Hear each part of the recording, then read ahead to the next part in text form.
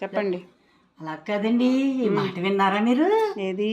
మా ఆడపడుచండి తులాకాశిగిన మహాశివరాత్రికి ఏటో పెద్ద పని ఉన్నట్టు మమ్మల్ని పిలుస్తారండి.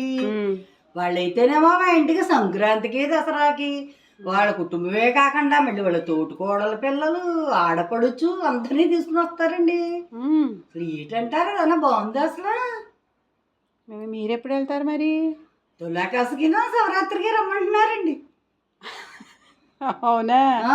ఏం లేదులేండి, ఆ రోజైతే ఉపవాసం ఉంటారు కదా శుభ్రంగాను, కాసేపు కూర్చుని మాట్లాడుకోవడానికి అవకాశం ఉంటుందని రమ్మంటే ఉండారు పాపం. జాగారం చేస్తున్నా తిండి లేకుండా జాగారం చేస్తూ చెప్పడానిక. అయ్యో అలా అంటారు ఏమిటండి మరి మాట్లాడుకోవడానికి. చెప్పనండి బాబు, వాళ్ళతో ఎవరితోన్నా చెప్తే అని అనుకుంటారేమో మళ్ళీ ఆవిడ దాకా వెళ్ళిపోతుందని నేను మీతో చెబుతున్నాను. ఏదన్నా బాగుంది అసలు. అయ్యో అలా తప్పు పట్టుకుంటారు ఏమిటండి ఆడపడుచుని.